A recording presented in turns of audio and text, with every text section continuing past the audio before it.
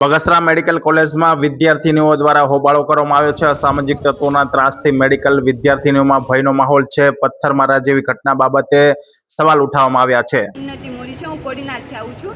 અમારી હોસ્ટેલની અંદર પથ્થરમારો છે, પછી બાઇકનો અવાજ છે, અગાસી ઉપર છે, કોઈનો ચાલવાનો અવાજ છે વગેરે થયો છે।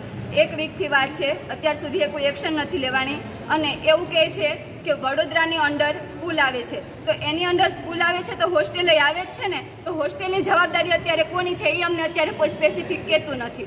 બરાબર છે, પ્રિન્સિપલને કહે તો આગળ જાઓ, અધિક્ષકને તો અધિક્ષકને એમ કહે કે પ્રિન્સિપલને મળો, એવો અત્યાર સુધીનો આ મુદ્દો છે। અત્યાર સુધી એક વીક છું, અમને કોઈ નિરાકરણ મળ્યો નથી ને હજી પણ વાલી સહિત બધા હેરાન થાય છે તો પણ હજી અમારી જવાબદારી લેવા માટે કોઈ તૈયાર નથી। પ્રિન્સિપલ એવું કહે છે કે અમારી અંદર ટ્યુટર આવે છે, તો હોસ્ટેલ છે તો એની અંદર એ કંઈક આવતું હોય ને, હોસ્ટેલ એ લોકો ચલાવે છે તો કોકની અંદર તો હોસ્ટેલ આવતી હશે ને, તો એનો ક્યાં કોઈ પાસે આન્સર નથી। એનો આન્સર માટે અત્યારે અમે બધા એકઠા થયા છે। મારું નામ જાડેજા જયેન્દ્રસિંહ। અમે અત્યારે અહીંયા જે કોલેજ છે નર્સિંગ કોલેજ, તેમાં અમારી દીકરીઓ ભણે છે, 34 જેવી દીકરીઓ છે અત્યારે અહીંયા। અને તેમની ઉપર રાત્રે 20 તારીખે રાત્રે સોમવારને હુમલો થયેલો, પથ્થરમારો થયેલો હોસ્ટેલ ઉપર, અને દીકરીઓને સવારે બધાને રજા આપી દીધી અને બધા ઘરે વહ્યા। તે બદલ પછી અમને કીધેલું કે સોમવારે તમે પાછા આવજો બધા વાલી સાથે। અમે બધા વાલી સાથે પધાર્યા છીએ અને અમે સાહેબની આગળ એની આગળ રજૂઆત કરી છે, પણ અમને અહીંયા એવી માહિતી મળે છે કે એ લોકો એમ કહે છે કે જે પ્રિન્સિપાલ છે એ એમ કહે છે કે અમારો સમય 9 થી 5 સુધીનો જ છે, પછીની જવાબદારી મારી ફીટ થતી નથી।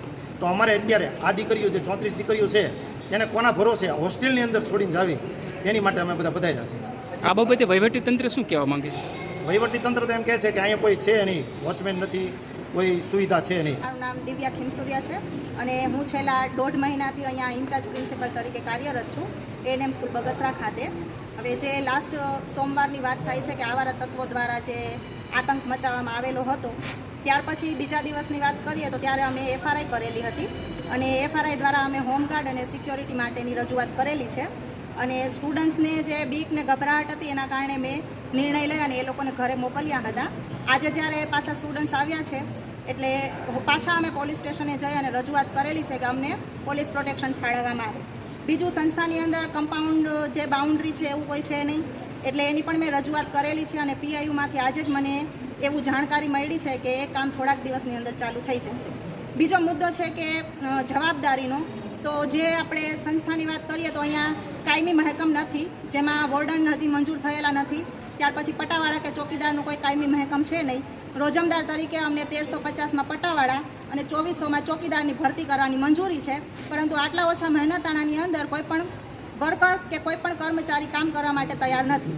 તે બધી રજૂઆત હું જ્યાંથી ઇન્ચાર્જ પ્રિન્સિપલ તરીકે આવેલી છું તે બધી રજૂઆત મેં કરેલી છે કે અહીંયા પટાવાળા, વોર્ડન, ચોકીદાર એ બધાની ભરતી છે એ કરવામાં આવે। એટલે મારા તરફથી જે કામગીરી કરવાની થતી હોય છે એ મેં કરેલી છે। હવે વાત આવે છે જવાબદારીની, તો પ્રિન્સિપાલ તરીકે 9 થી 5 સુધીની કે મારા જે ફેકલ્ટી છે એ બધા શૈક્ષણિક કાર્ય સાથે સંકળાયેલા છે, તો 9 થી 5 સુધીનું જે એડમિનિસ્ટ્રેશનનું કાર્ય હોય કે બીજું જે વર્ક છે એ મારે કરવાનું થતું હોય છે।